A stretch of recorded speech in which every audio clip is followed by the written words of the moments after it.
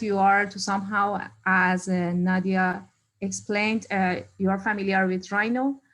So Lands Design is the professional landscape software which runs in Rhino or in AutoCAD environment. There are two versions of Lands Design, but both versions have the same functions and the same toolbars. It's a professional landscape software with BIM technology. The program lets you to produce 2D drawing, model your project in 3D, then it automatically generates the quantity takeoffs of plants and materials, and there are several tools for animation.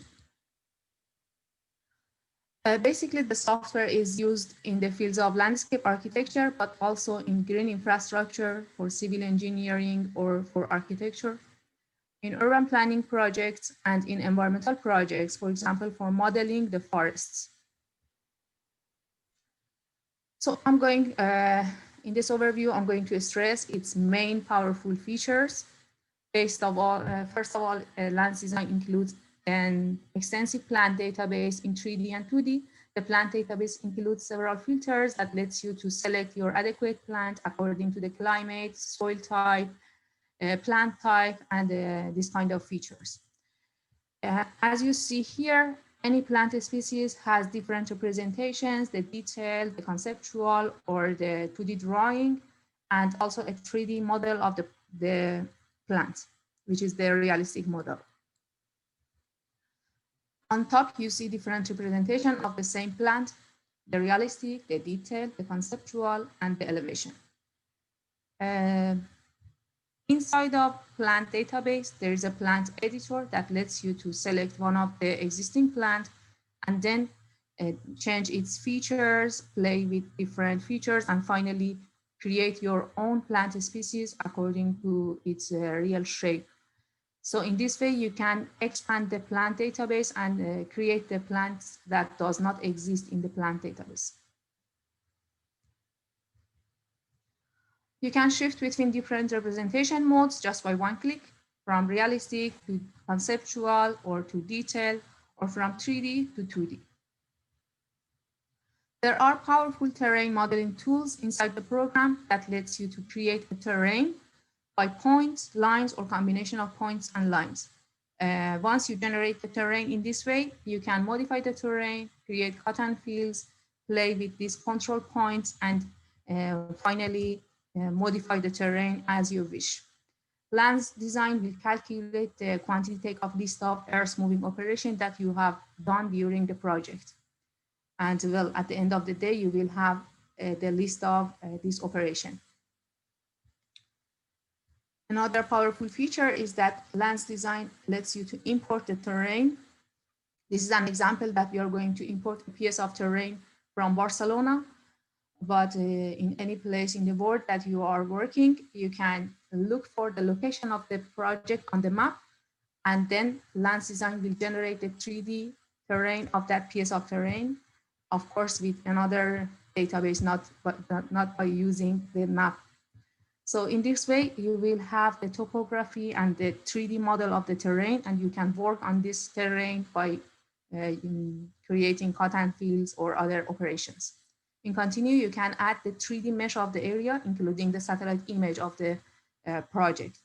So when you obtain the satellite image on a 3D mesh surface, you can use that for indicating the location of different places, buildings, etc.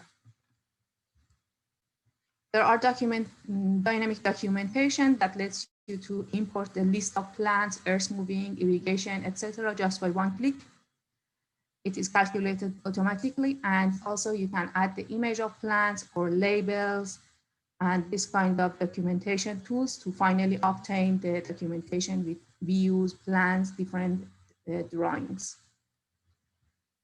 Also in continue, there are some irrigation tools for generating irrigation plan. So in this way, also program will calculate the quantity of pipes and sprinklers or emitters that are used during the project. A big plus for Lands Design is that it has a Grasshopper components. So for the advanced level that are familiar with Grasshopper, you can use the Grasshopper components in land design. And as you know, Grasshopper is used for parametric architecture and of course, parametric landscape design. This is just an example of what you can do with Grasshopper, but of course, you don't need to learn it for, you know, it's not obligatory to learn it. It's just a big plus. In this example, we are going to calculate an area with plants, all with Grasshopper. The heights of plants are dependent to the distance to the path in the forest, as you see. By moving the path, everything changes automatically. Well, there are several hardscape tools that are parametric. So there are parametric walls and curves, paths, and parametric fences that lets you to create or to develop your path or your fence, for example, by yourself. There's a block library of furniture inside the program, but of course you are able to import other blocks from other supported programs, for example, from SketchUp or 3D Max models. There are several tools for visualization, the walk mode, virtual simulation, sun and shadow tools. There are several render possibilities and an image filter inside the program that lets you filter your image that is produced with the program. This is just, as you see, this video is just an animation that is generated with Lens Design and with the help of Enscape. Good news about Lens Design is that recently we are available to open Lens Design inside Revit in Rhino 7 version. So with some knowledge of Grasshopper, now you can apply the Rhino inside Revit technology and open Lens Design inside Revit. So in this way, as you see here, you can play with these features, you know, generate the terrain or modify the terrain in Rhino environment and see that at the same moment in Revit.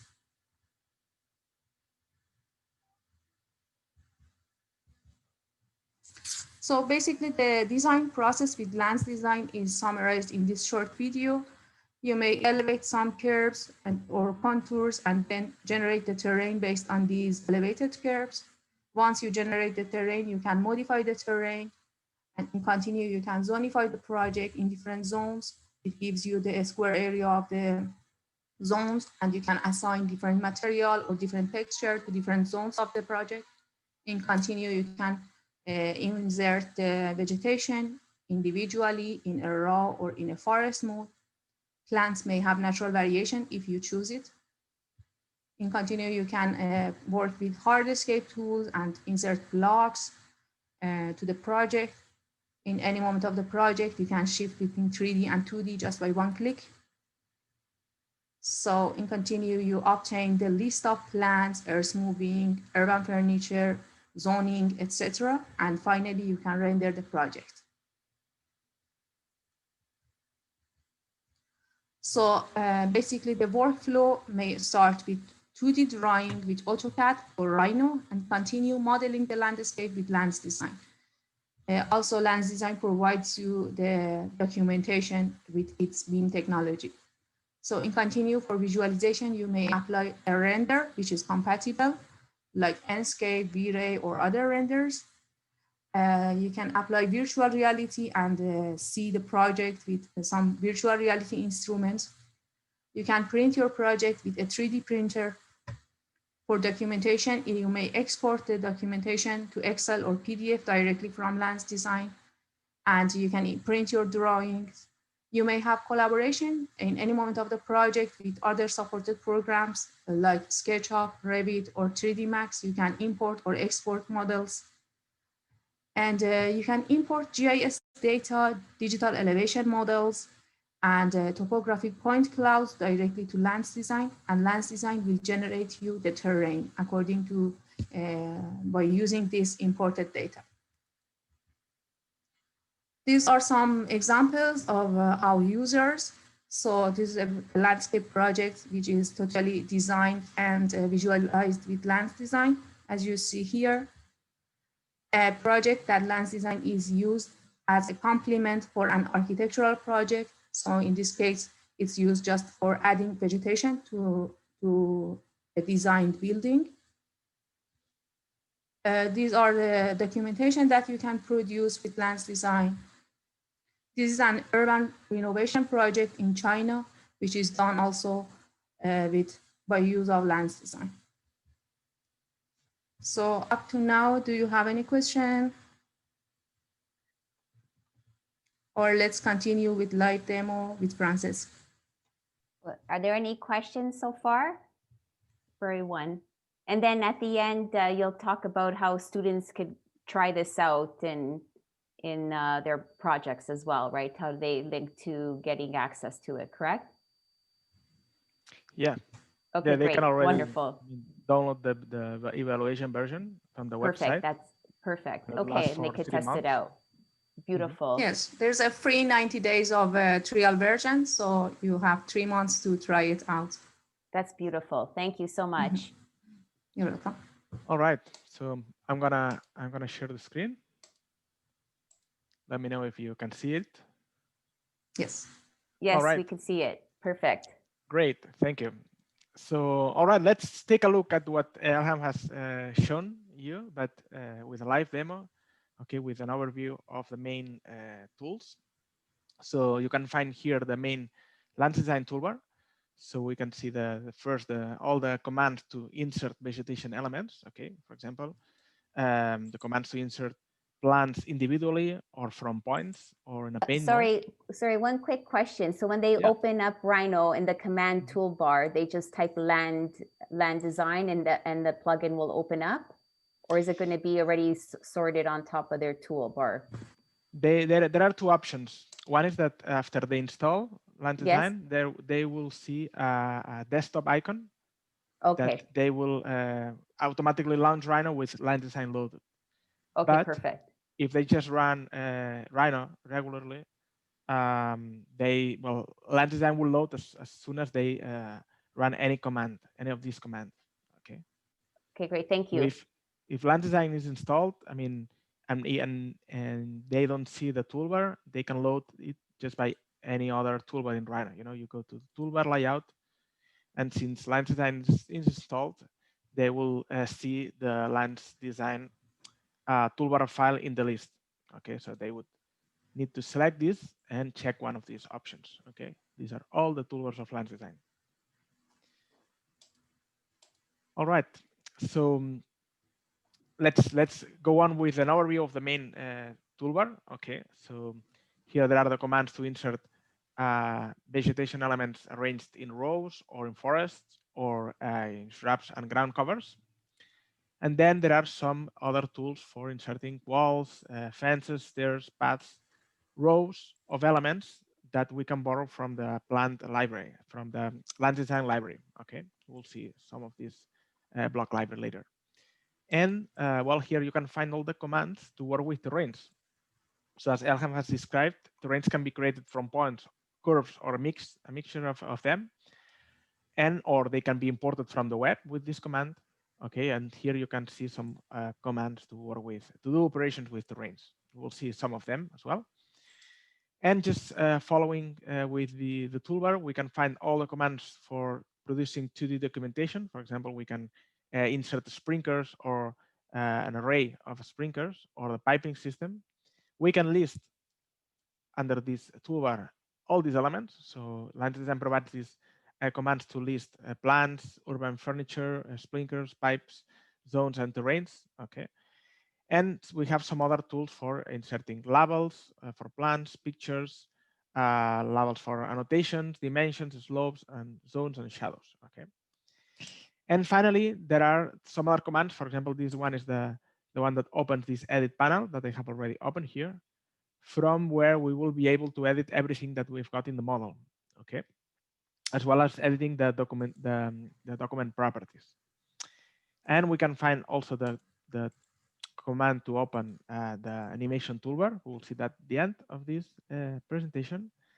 The command to open the plant database to check for some specific species, create new ones, etc.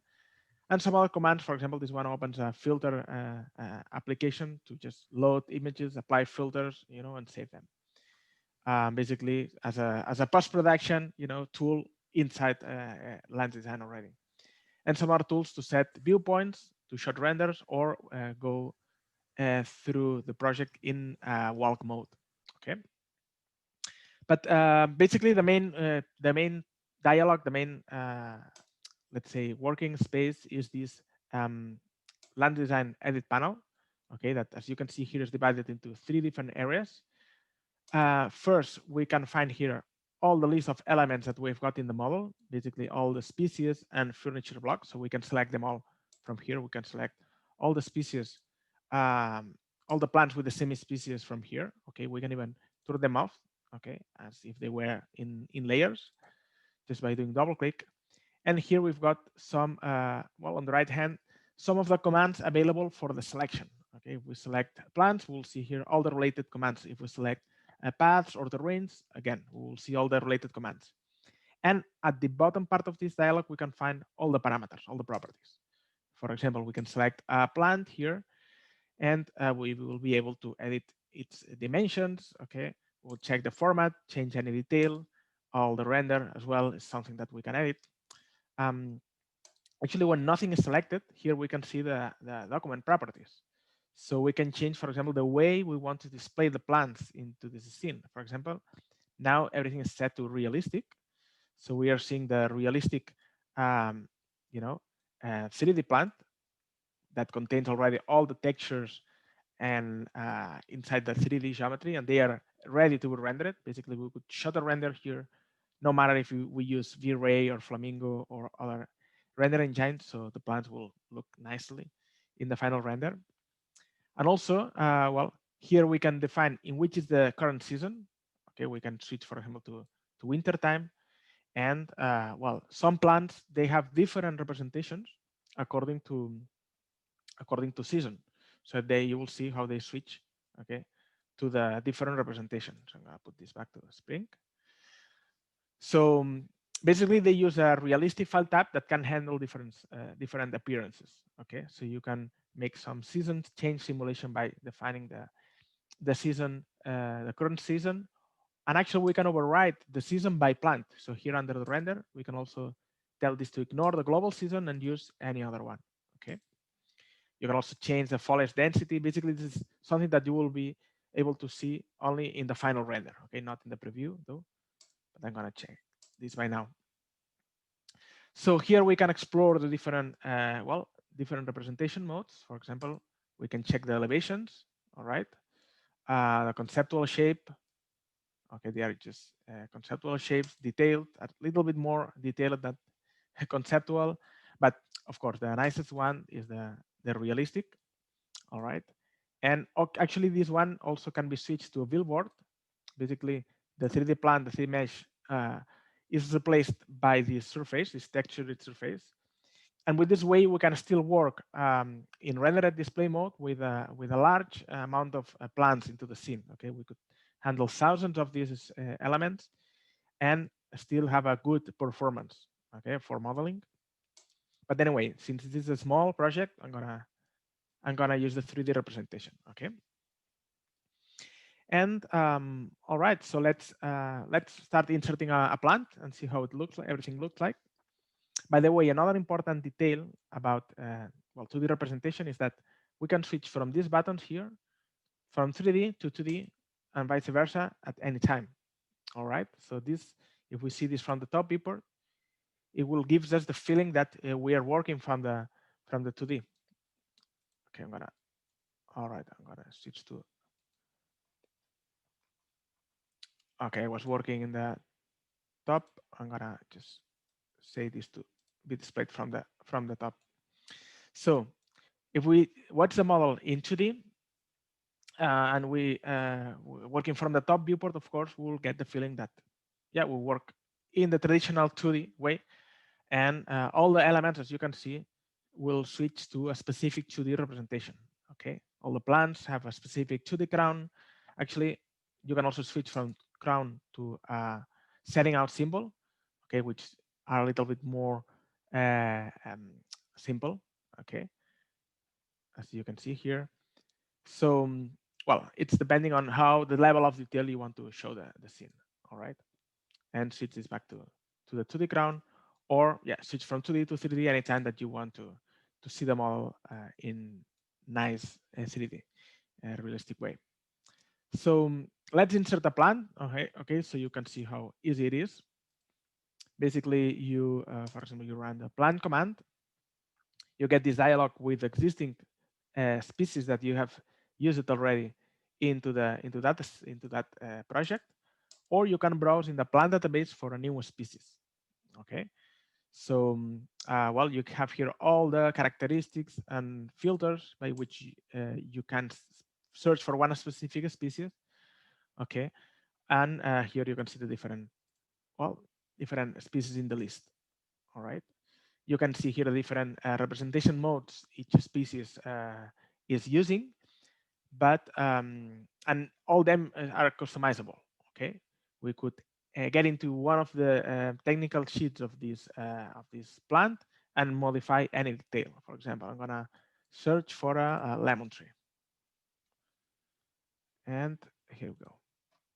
So I'm gonna open this, the properties of this lemon tree, and if we enable this button, we will be able to change any of these details. All right. Actually, here under the display tab, we can change the 2D count and exploring the folder where you can pick just another 2D file.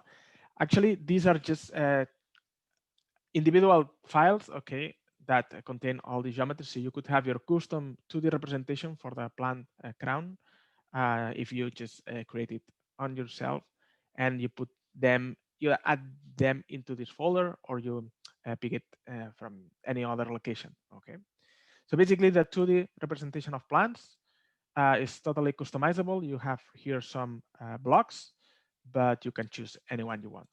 Okay, and same thing for the conceptual shape, the detailed shape, and here under the renders tab you can find the realistic file type.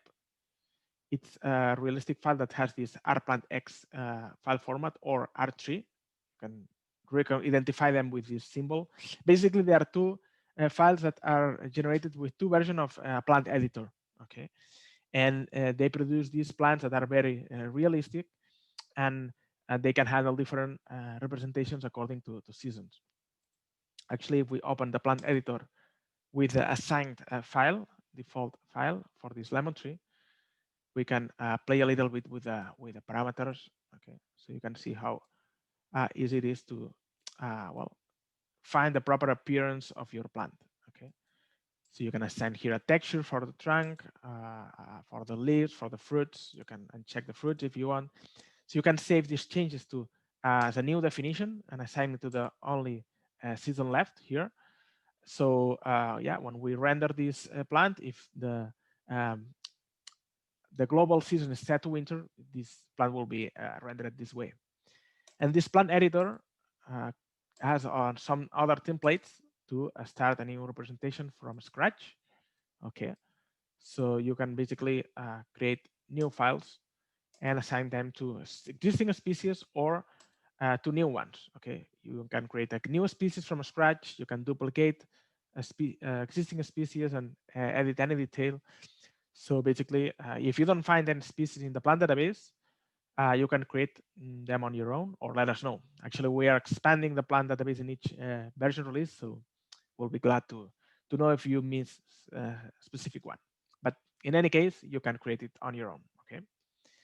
So I'm gonna select the lemon tree finally. So I'm gonna define here the head, all the insert options, and just insert it into the scene. Okay. And once it is created, I just can select it. Okay, and change the properties here from the edit panel. I can also choose another species. All right, edit very easily. So well, if you have any questions, just feel free to use the chat box. Okay, Elham, let me know if anybody has some questions. So before I just talk yes. about other things. Well, I'm trying to read the questions, but up to now there's no no any question. It's better to answer the question, I think, section by section. So maybe we can stop at the end of each section, or All right. I don't know. How do you prefer, Nadia? Are there any questions? Yeah, this might be a better way. So then they, if it's targeted to a specific feature, that might be easier. Mhm. Are there any questions so far? I know everyone's been pretty quiet this morning. Are you there? Yeah. I'm kidding.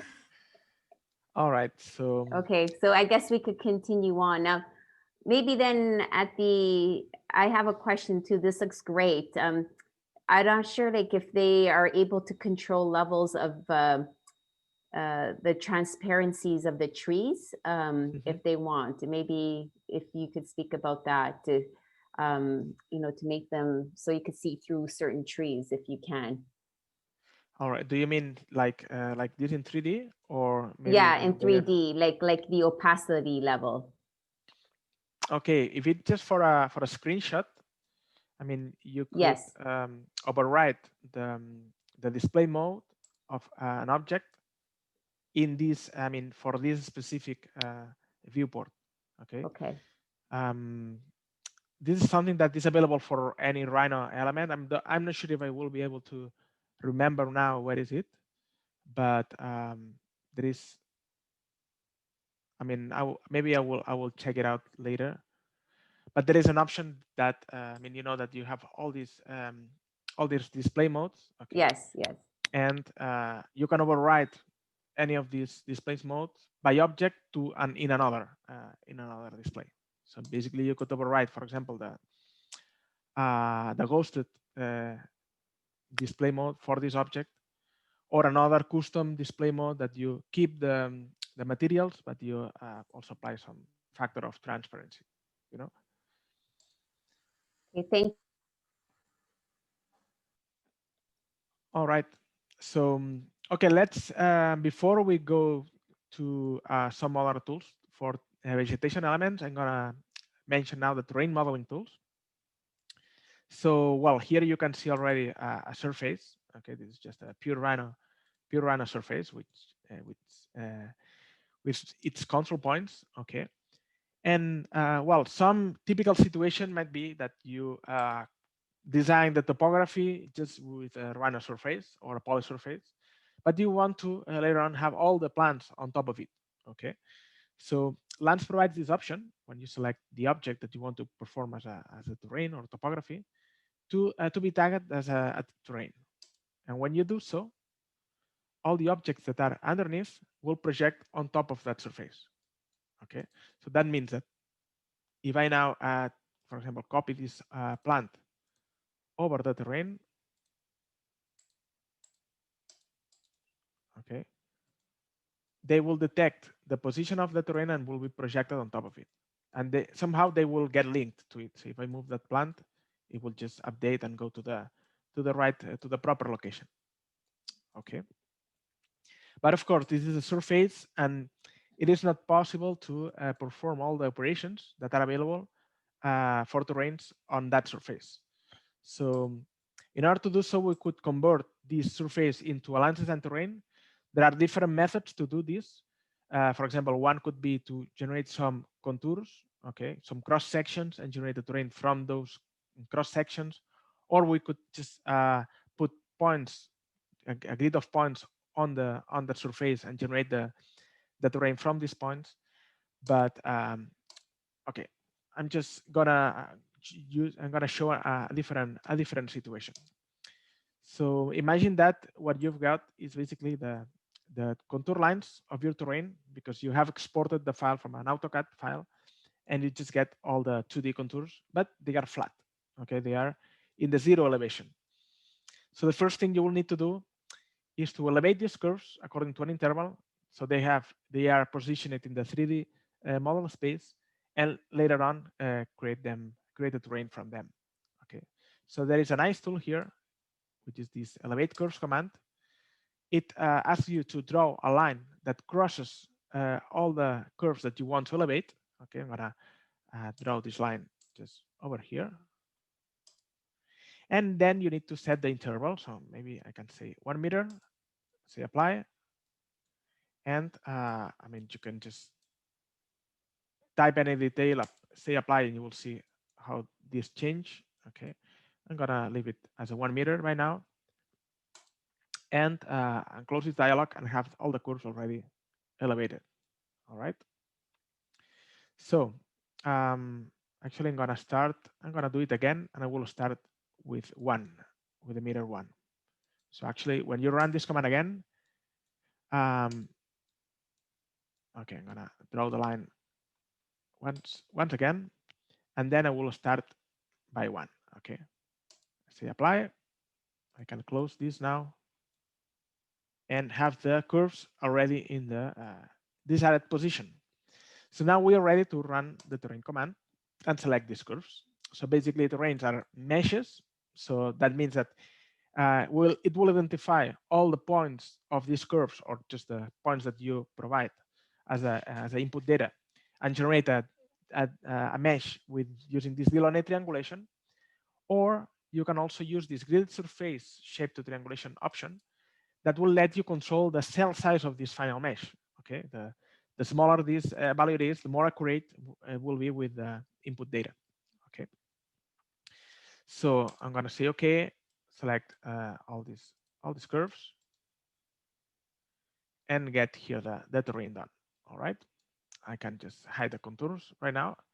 And now if I select this, you can appreciate here the control points, okay, of this the same control points as the original curve. So I can select them and edit them as if I was editing the original surface, the original curve. Okay, so you can uh, edit terrains as easy as editing the same control points as the original curve. And by the way, these curves are internalized into the terrain, and they can be checked from here. So if you go to the edit panel, go to input data, and you can find here the 4 curves of this terrain. Okay, we can select them all and check the control points if you don't want to edit anymore. Okay, so when we select the control points of the terrain, we will only see those of the curves used for the further operations, as we will see now when we add a path on this terrain. And well, here under this input data tab, we will see all the operations and all the geometry used to do operations on terrains. Okay. Also, if we see now the project in 2D, we will see the well, the 2D control curves of the terrain. Okay, and actually this is something that can be edited from here, so we can define here the distance between contours. I'm gonna say maybe 0.2, so we have curves every 20 centimeters, and but I'm gonna switch to 3D. And also I'm gonna show the 2D and 3D representation of the terrain, which is something that gives a better feedback, okay, of how this goes. And well, actually you can see this terrain is a little bit raised, so I'm just gonna move it, okay, 1 meter downwards. All right, so let's see how to do some operations on terrain and how the topography changes. For example, I've got here a curve on this layer. It's just a path in the 3D space, okay? And I mean, the position of this curve will determine how the terrain will be modified, okay? I will try to fit with the position of the curve. Maybe it's a little bit too high, so I'm gonna maybe lower a little bit. And yeah, and that's it. I mean, I can just run now this command. This is the add path command. Select the terrain. Well, you just need to follow the steps in the command line. So I'm going to say 2 meters width, and also now an angle for adapting the terrain into along the path curve. Okay, we'll say 45. Finally, select this curve, and you see here how the terrain has been adapted to fit with the curve position. Okay. Later on, when we select the control points of this terrain, you will be able to change again the control points of the path. Okay, so this is something that you can edit at any time if you wish. Okay. Great. Maybe I can just raise this a little bit, isn't it?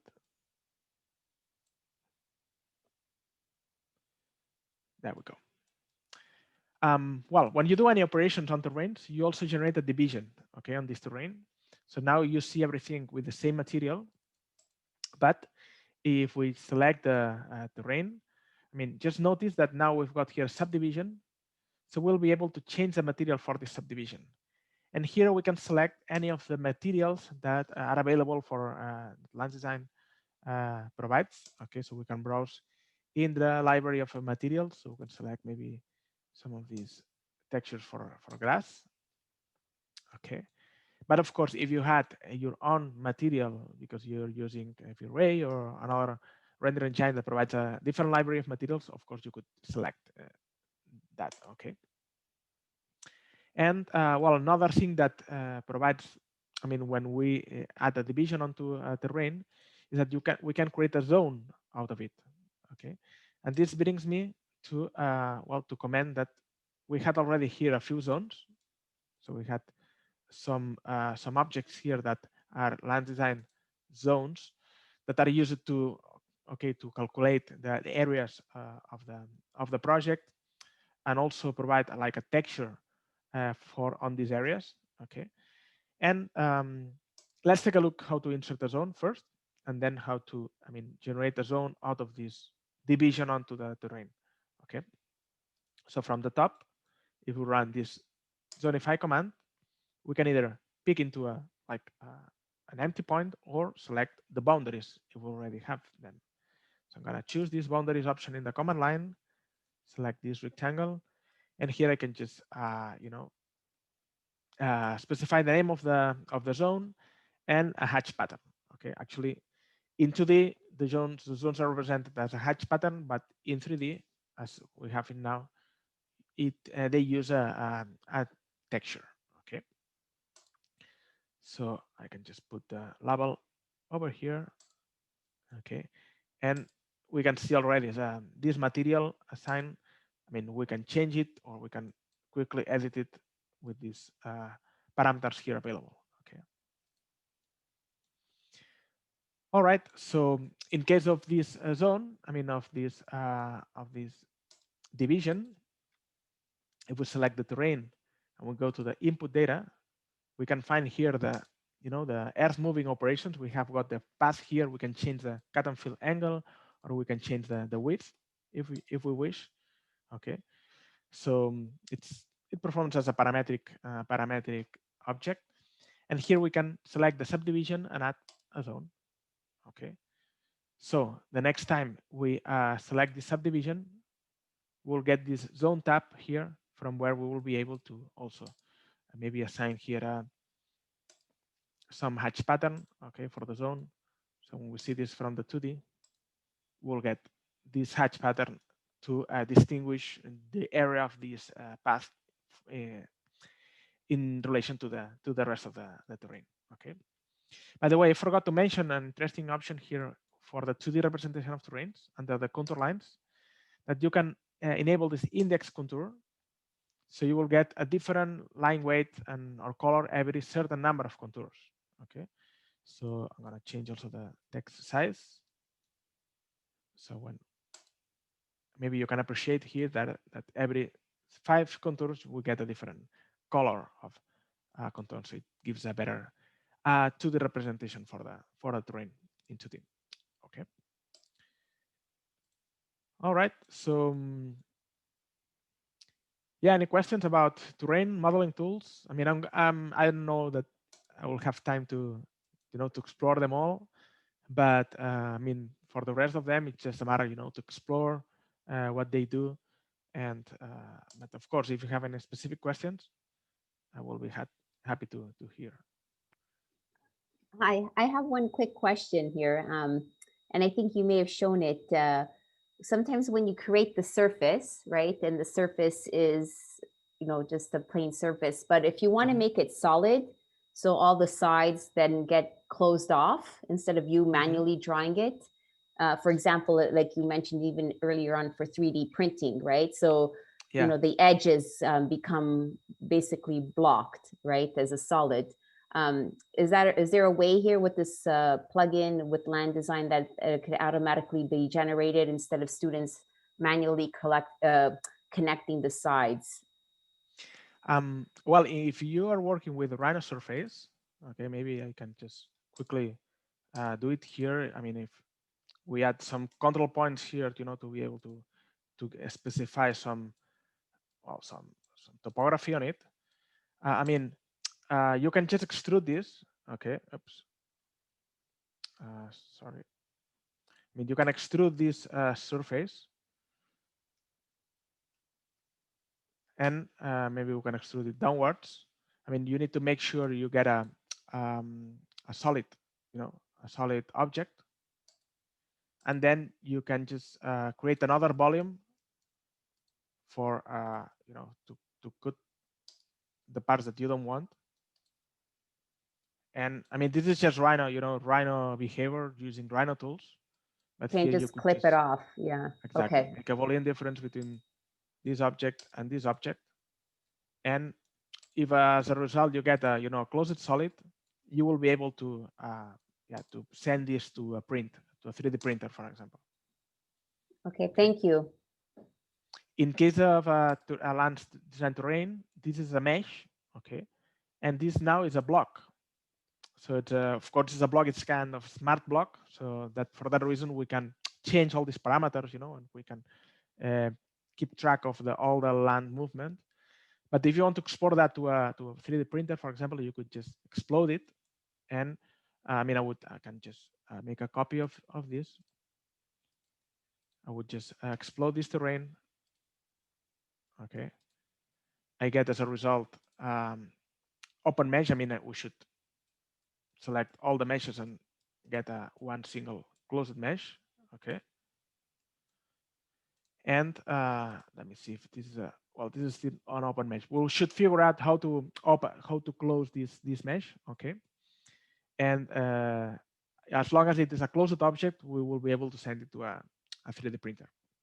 Okay. Yeah, probably there is a gap somewhere that prevents us from closing the mesh properly right now. But maybe another occasion we can figure out. Okay, that's great. Thank you very much. That's perfect. Thank you. All right. So, okay, let's insert a few more species now, a few more plants. I'm gonna use this area over here to insert a forest, for example. So I'm gonna work from the top viewport. And well, I'm gonna run, for example, the forest command. So we're going to insert here a forest of Acer species. Okay. So basically here we define the details of the plant. So I'm going to say it has a 7 meters height. I will enable this natural variation option. So all the plants will look slightly different in height from one to another. And also this random rotation. This is important because all the plants will compute as a one single block definition, but all them will look like different. Okay. They will be slightly scaled and rotated from one to another, and they will have the feeling that they are different plants. So, and under the forest tab, we can define the properties of this forest. So basically the number of units, the distance, minimum distance of between the units, or use this array option. I'm gonna show it later. So now we could either pick an existing curve, or we can select any of these options in the command line. For example, I'm gonna draw a polyline. Okay, just draw the boundary limits of the forest on the fly, you know, as if we're drawing a polyline. Okay, I mean, you don't really need to close this. If you do right click, the final boundary will close automatically.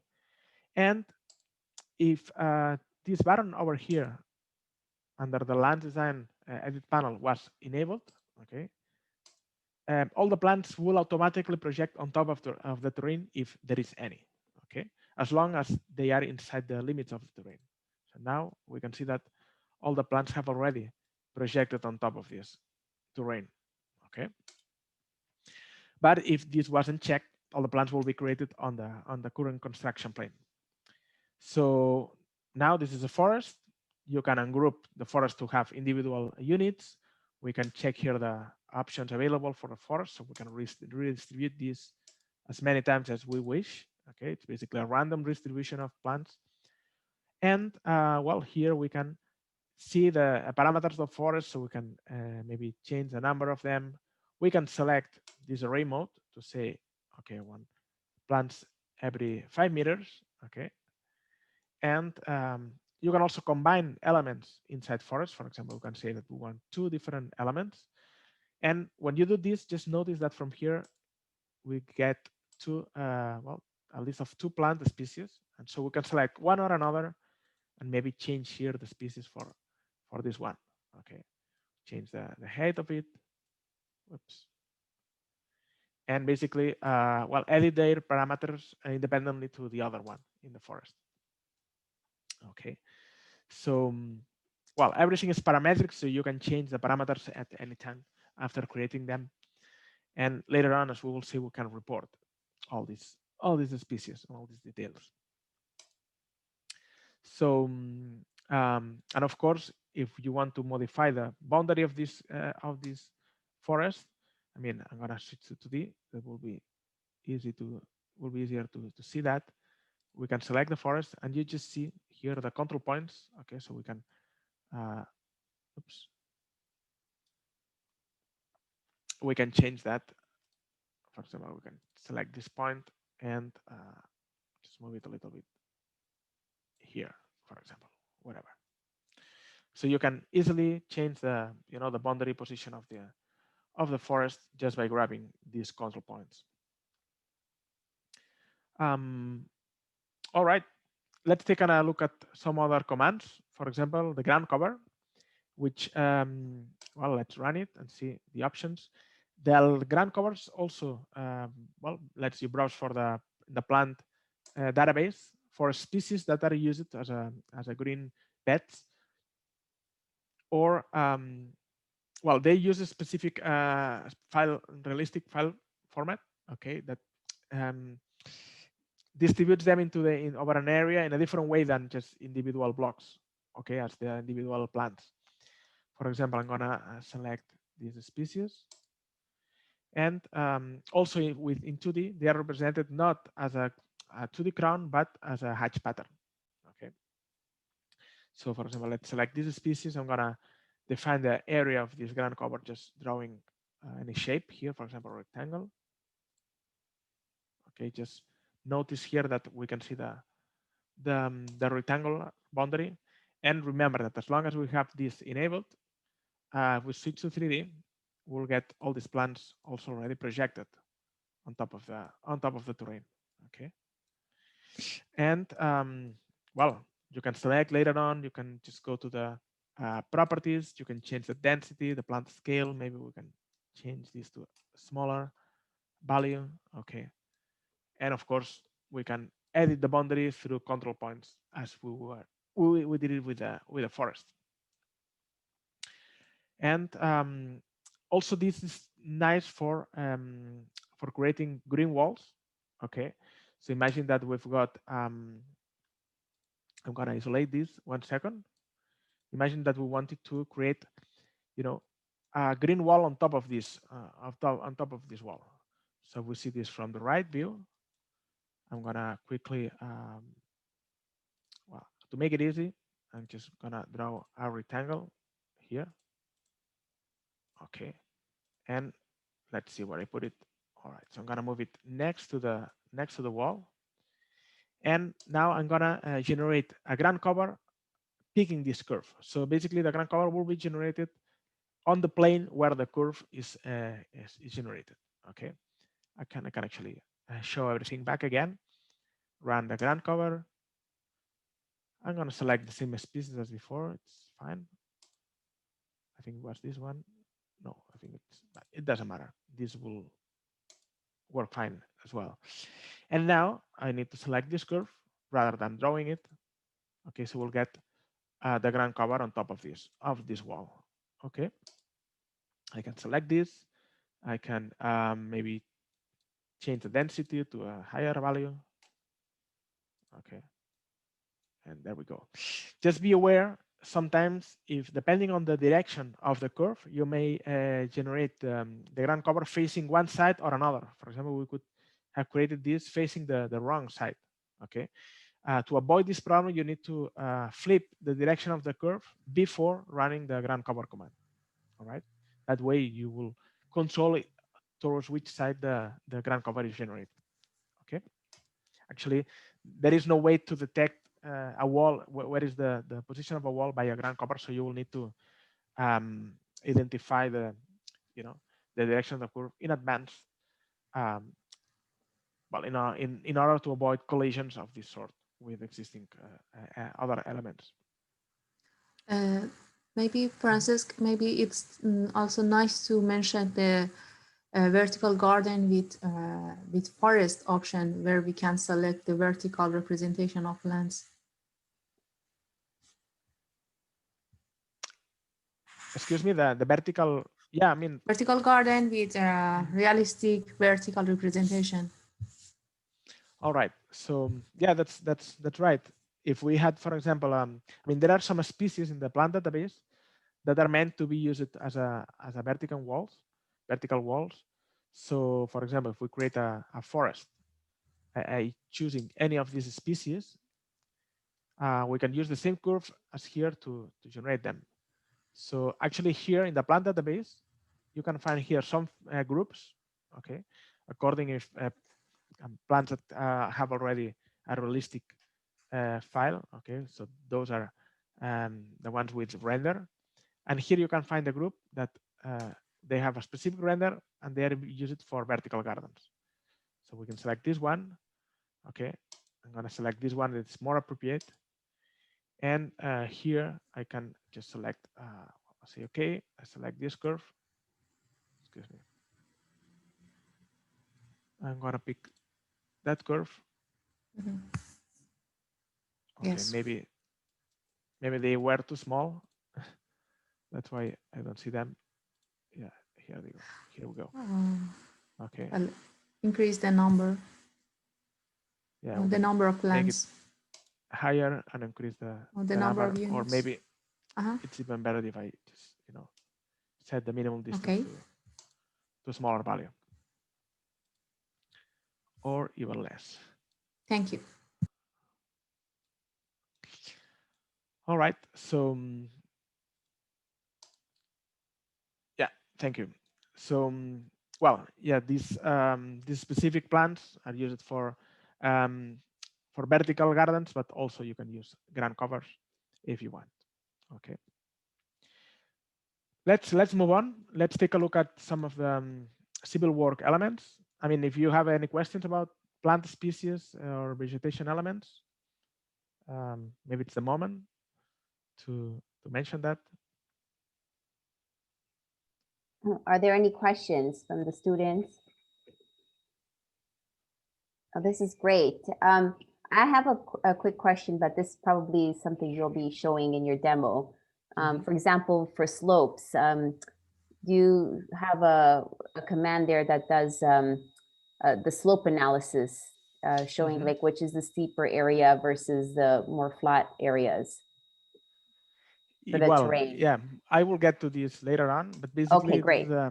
This is just an annotation object. So basically, perfect. It measures the slope within 2 points.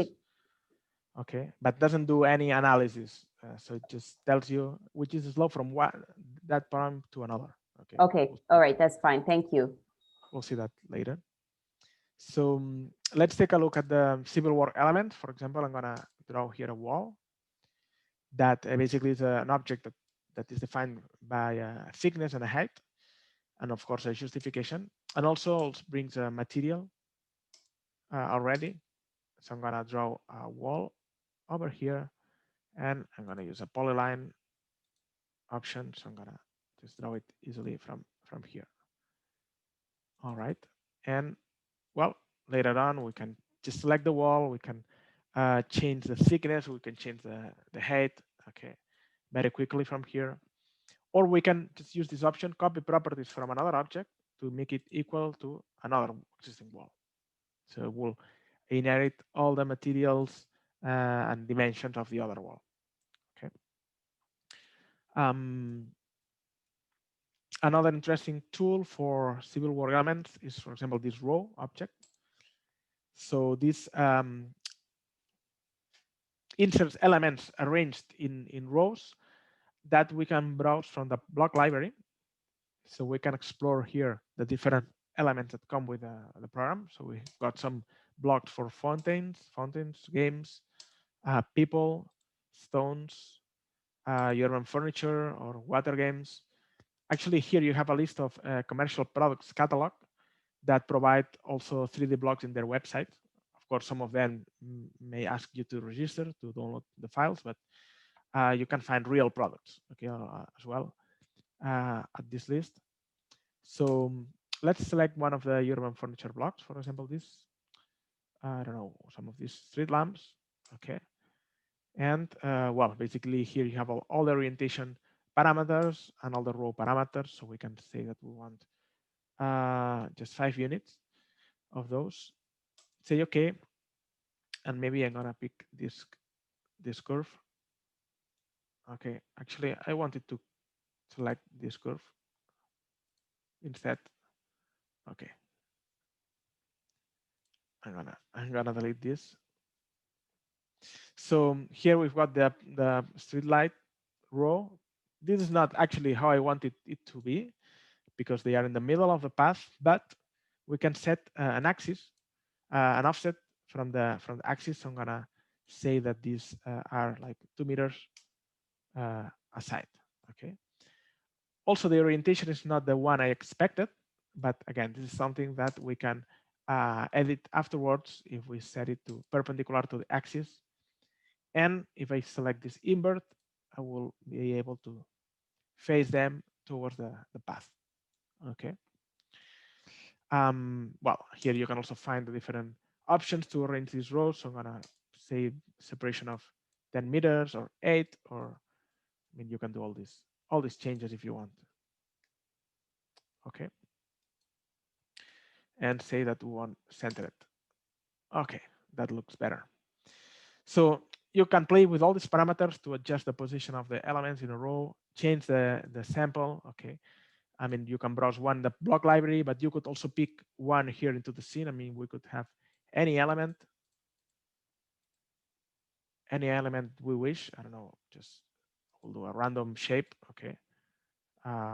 Oops, this is not what I wanted to create.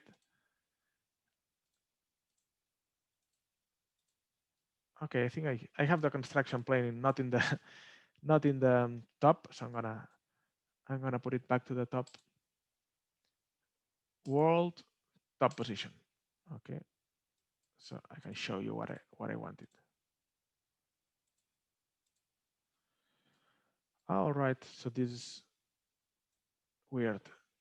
Okay. Anyway, so I'm just gonna pick a box, okay, to make it simpler. So for example, if we want to make a row of this box, so you just select here under the sample. I'm gonna select here this item, and we'll get this object instead. Okay, so making rows of elements, it's a very simple thing we can do with any object that we've got into the scene.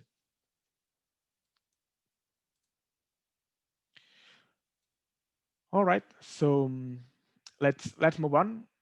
Maybe we can just go to the documentation tools.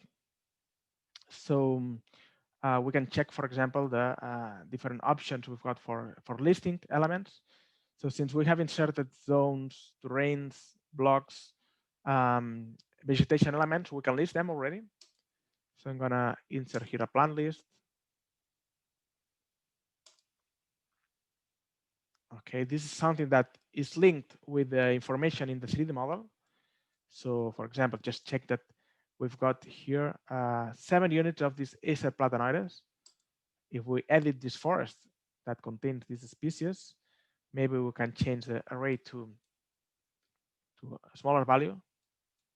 Just see how this number updates. Okay, so basically this is a link to the information of the 3D objects that we've got into the project. So here you can explore all the parameters of this list. So you can say which information you want to display. For example, it's worth it to check this density for especially for those species that are used as ground covers. And well, also you could add here like custom information besides this list of parameters. So you could add a custom property like the cost of the plant or the I don't know planting date or anything else, and add it to that list. Basically, we would need to go to the tools options. So here under the document properties, we've got this parameter section. So maybe we can add here a new parameter called cost. Say put it in a specific category like general and a data type, for example, currency. Now, if we select any element in the model, if you go to properties under this parameter section,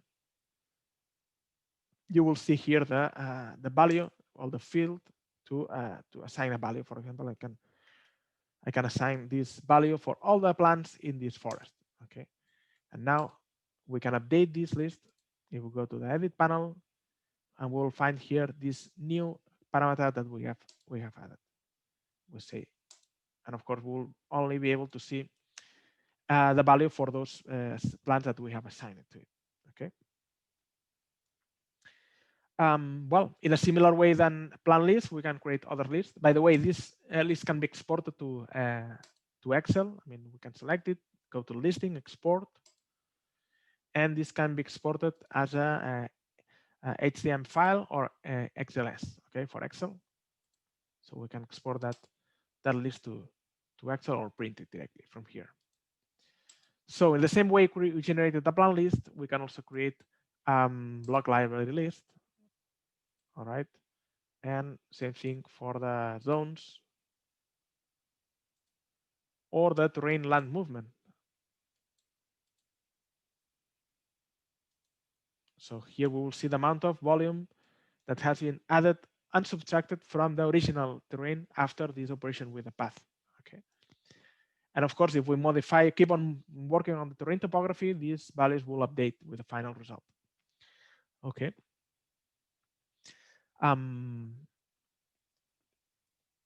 Now let's maybe work on top view in 2D. So maybe we can take a look at the tag plant level command. So for example, we can select some of these plants we've got over here, maybe these plants, this row of plants. And this adds a label that well indicates the number of units and the index of the plant. Actually, this is something that can be edited from here. We can show the initials.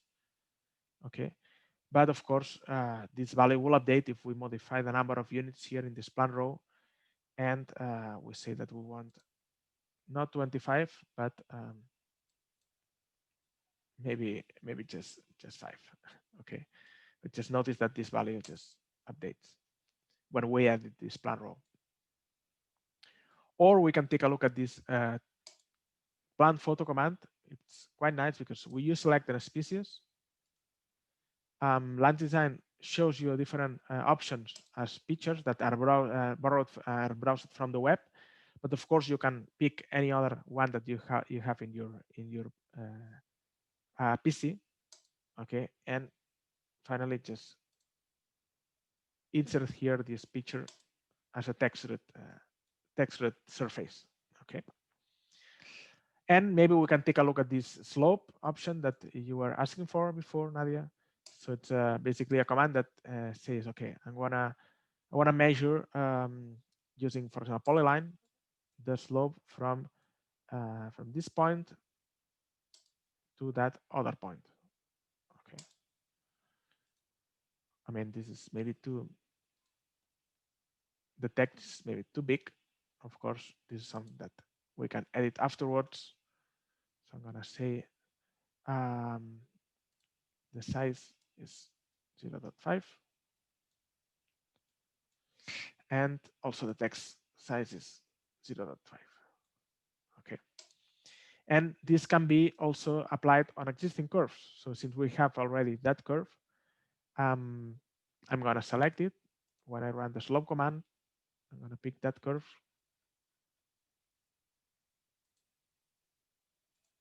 And we'll see the slope that is measured, taking into account the start and end point that are projected onto the terrain, and they evaluate the difference of height and indicates the slope. Okay. Oh, that's great. Thank you so much. Perfect. Actually, it doesn't take into account any hill or that might be in the middle. So it just measures the start and end point. It generates calculates the slope from that dimension.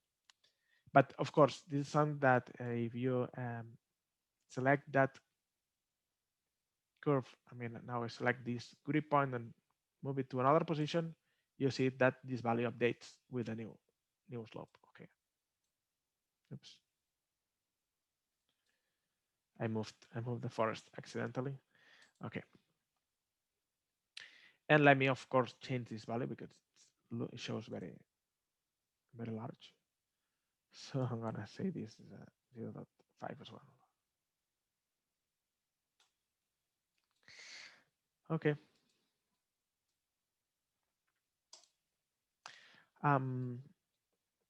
Maybe we can see also this tool, these dimension tools. It's a interesting feature because it gives you the option to insert dimensions that are linked with the elements that you select.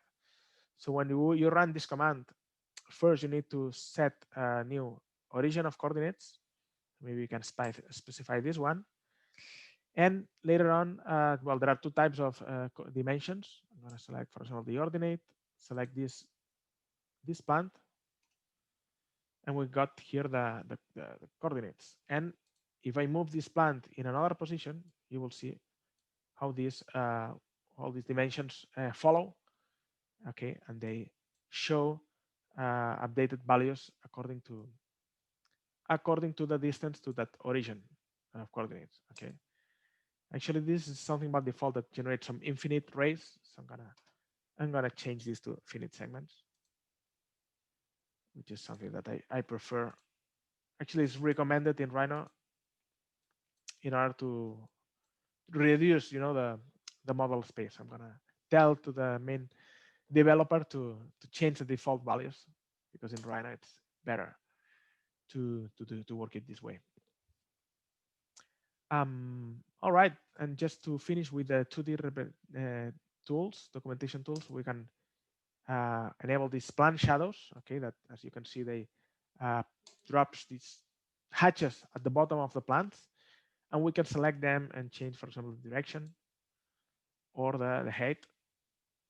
Okay, or we can change also the hatch pattern to another one. Maybe we can put this to 0.2.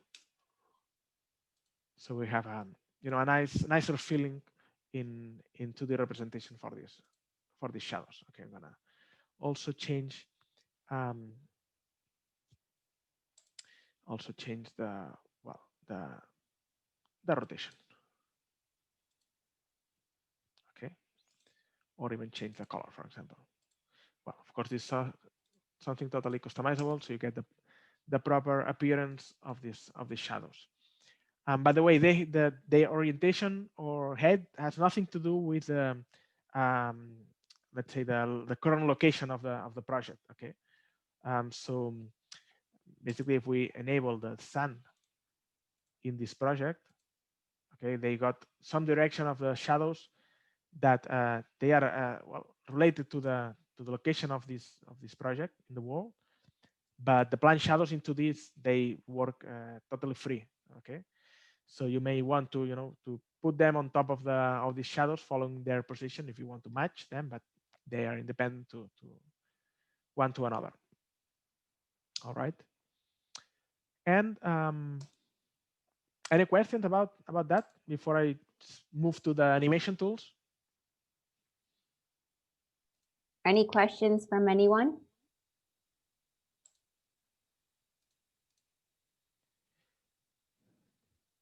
Okay. I think there is a question from Max. I love knowing there is a bank of resources available as a percentage. How much time would you say this program saves you as far as developing design goes? Well, depending on the, the level of detail you want to put on it, you know. For example, in case of the plant database, there are over 2,000 species, but they not all provide like a realistic representation. So of course, working on new realistic files takes time. Once you have them, they are forever. But this is something that, again, as I mentioned before, we are working in each new version release. Okay. But anyway, if you have already some other blogs or plans or resources of elements in other formats, just remember that you can also import them into the project just by, I think, the same way as you would import any file format and any other file. I mean, you know that Rhino is very good at reading file formats, and actually the representation of plants, I mean, if we select here the species by document, can be changed from here. So here we could change the realistic plant by any other file type that you've got in your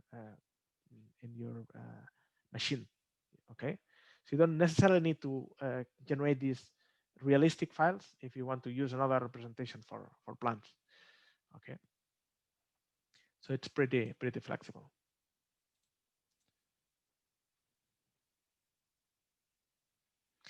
Okay, Daniel is asking what are advantages of using this program as opposite to other 3D programs such as Twinmotion, Lumion, etc. So actually, both programs could be part of the workflow. So of course, the advantage of just using lands on top of Rhino is that you just work in one environment. Okay, so here you have everything to produce all the floor plans, to produce 3D nice views, render the scene. Okay, now we will see how to do some animations as well in land design. So you have everything in one platform. All right, but of course, Lumion, Twinmotion, they produce amazing results. So, okay, since all these programs have their live sync plugin for Rhino, you can just use the land design geometry on those platforms as well. So we have tested land design with most of these programs, and the connection is quite good. We are seeing some issues when the project is large. Okay, but I mean, all the plans, all the terrains, they are generated nicely in those other programs. So could be part of the process, modeling the project with land design, and finally shooting a render or making a video animation with Lumion or Twinmotion or well, just an explanation maybe. The question of Max or Daniel is a little bit regarding maybe we can explain it regarding the function of lens design. Well, like if you are going to just visualize your Rhino project, so you are free to don't use lens design and just develop a Rhino project with Lumion or with Twinmotion, which are basically a render engine. But if you are going to have like a landscape project, so you need to calculate the earth moving operation, the number of plants. So you need this kind of documentation that are produced with lens design. So in this case, using the Rhino and a render is not enough. So especially in the field of landscape architecture, we don't need just the visualization with Twinmotion or with other renders. We need something more, and Lens provides you this thing, something more, the documentation and the BIM technologies. All right, so yeah, let's take a look, for example, some of these animation tools. So we're gonna play a very small animation, and well, here under the animation panel, we can set first the animation duration, or the amount of frames per second, animation name. We need to pick a curve for the camera path. So I'm gonna select this curve we have over here. Okay, And I'm gonna hide the plant shadows. Just 1 second. All right. And okay, I can even now, since I have the camera path selected, I can just hide the layer. What is it? And well, if we go to the edit panel, we can also, I mean, there are other parameters to play with the, the camera details, but here we would define where we want to record the scene, this video, and we can use either the Rhino display or a Rhino render or any one of the current renderer. Okay, of course this would take longer time, so I'm just gonna I'm not gonna do it right now, but I'm just gonna play a preview. So just click on the play button. You will see the preview of how the animation would look like. Okay. So you can easily see how the video would be generated. By the way, there are other functions available. For example, here you can also enable the season change simulation or enable a plant growth or even a wind. So when you set the render only using this option, the rendered option, you will see how the plants switch from one season to another in the final video. Okay, or you will see the plants very small at the beginning of the video and with the current size at the end of it. So you can have these options to play with the animations. Okay. Also, you can enable some winds. You will see the plants bouncing a little bit. So it's kind of cool. And also wanted to show you the wall mode. That basically, when you run it, it puts you on the ground. And with the mouse cursors and also the keyboard controllers, you can just navigate through the project here interactively.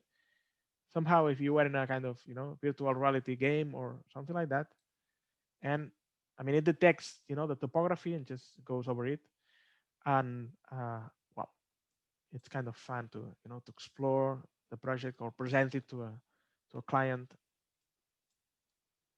It gives you a nice feeling. And just to finish, I mean, of course, I don't have time now to shot a render to shot an animation. If you go to the Land Design website, you can check here under the projects some examples of well, projects generated by our users. Okay, so you can get an idea of the quality you can obtain by using Land Design. Some of these projects are also rendered with in Enscape or Lumion, but you have here different examples. Okay. And maybe we have time. We could see some of the tools that integrate Land Design with Grasshopper. Nadia, what do you think? Sure, you could show a couple of those. We have about 15 minutes or so and then we could have some more time for questions. Okay. Great. So, well, I was asking first in the chat box if you know Grasshopper already, because of course it's kind of technical, but well, it just takes you to a next level, okay, in terms of producing designs or automating workflows. And I would like to show you some examples of this integration. So, well, here you can see the Grasshopper canvas, and if you have Land Design, you will see all these components over here. Those with with this black hexagon on in the icon are those that are used to reference elements, okay, existing in the Rhino interface into this canvas. And well, here we can see all the components to generate new stuff. Okay, for example, we can using a plant component, we can create a new plant, and this component you can see here has some input data and some output data to connect it with other components. So it basically requires a position. So I'm gonna reference a point that I can previously draw here. So I just do right click to reference a point that is in the Rhino interface now inside the Grasshopper interface. So this component has absorbed it, okay? And this would be the position of my plant that I connect in here. So as a result, I get a component that contains a plant. Okay, so I could connect it to another stuff. This has taken a default species, a default height. So if we want to add more detail to it, we should use the plant options. Okay, and here we can define a height. Maybe we can say that from with a numeric value that goes from 1 to 30. Okay, so this is the numeric slider that gives different range of values. I can connect the height, and this will change the height of this plant. Of course, this plant species is not meant to be higher than a specific height. So maybe we can change the species for a larger one. And here we've got a component that references species. Okay, so we can do right click, set one species. I'm going to select the Acer one, or I could browse the plant database as well, but I'm going to connect the Acer one. I connect this here, so now you will be able to see better the change. So, well, this is a very basic, example, but imagine that instead one point, you get a grid of points, or you get a pattern, showing a nice design with points that you have generated in Grasshopper, like that example that Elham has shown you with this forest with a path in the middle. So basically, all the plants were being generated from some points, so you can play with these points to have a nice planting design. So let's see an example of the opposite thing. Basically, here I was creating a new plant, but you can also draw plants in Rhino and use Grasshopper to generate new designs from these plants. Okay, so I'm gonna open a definition that does this, and you will see what I mean. So okay, first I'm gonna paint here some plants. I'm gonna use this paint mode, plant paint mode. So I'm gonna select this Acer plant areas, for example, and I will make sure I have this natural variation, also random rotation, why not? But the idea is that I have all plants that are not same height. Okay, so the paint mode lets you just insert plants in a paint weight. So after the first click, wherever you hover the mouse, you will just insert new plants. Okay, it's also kind of fun to play with. And all right, I'm gonna now reference these plants. So back in Grasshopper, I've got here this component that will, when it's orange, means that there is lack of information. So I'm gonna do right click, set multiple plants, select all these plants now.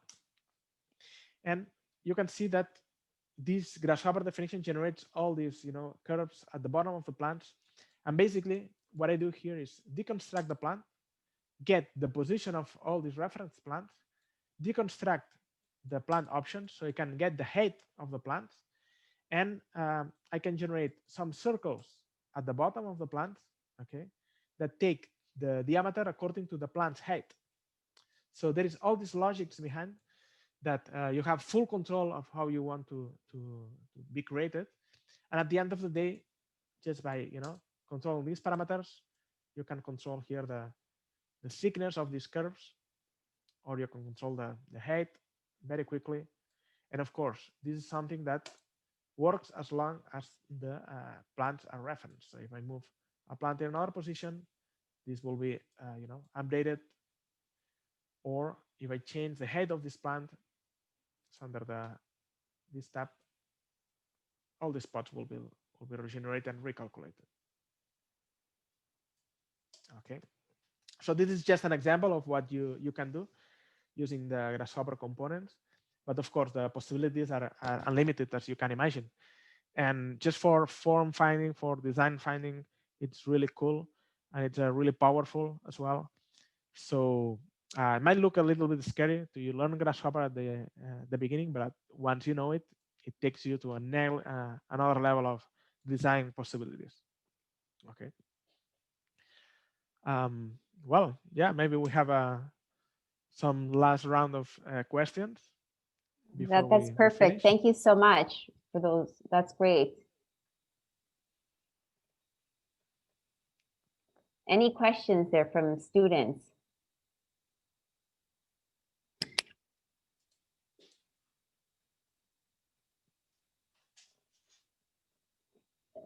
And maybe if you could now share, tell the students how they could access or download land design into Rhino, how they could do that. That'd be great. All right. So, well, you just need to go to the land design website. You go to download. Okay. And here you will find the evaluation version for Rhino or for AutoCAD. Okay. So in case of Rhino, just go here. Just need to fill this form and you will get by mail the links to download land design. Okay. It's a 90-day trial version and same as Rhino. I mean, we decided this period because people that don't have good Rhino, so they have both the same period to try both programs.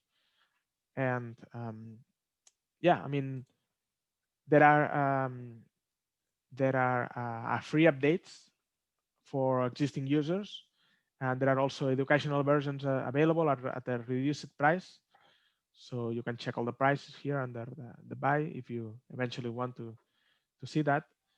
And well, land design follows the same policy as Rhino educational licenses. Okay, so they can be used for professional purposes during and after the studies. They are permanent license. They don't expire, and updates within the same version are free. Okay, so we released this version in April or early this year. So will be a few years before we release a new major update. So that's great. So essentially, like, it's not a subscription like Adobe. You buy it once and you have it as long as you want it. Yeah, great. That's awesome. It's basically like Rhino's policy, licensing policy. Perfect. Perfect. I think there was somebody that put something in the chat box. Yes.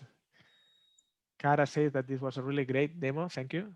I don't have any questions because I still need to try it myself, but it seems like a very useful resource. Will you sure try and use it in future projects? Thank you, Cara. Yeah, of course. It's the questions come in when, as long as you practice with the program.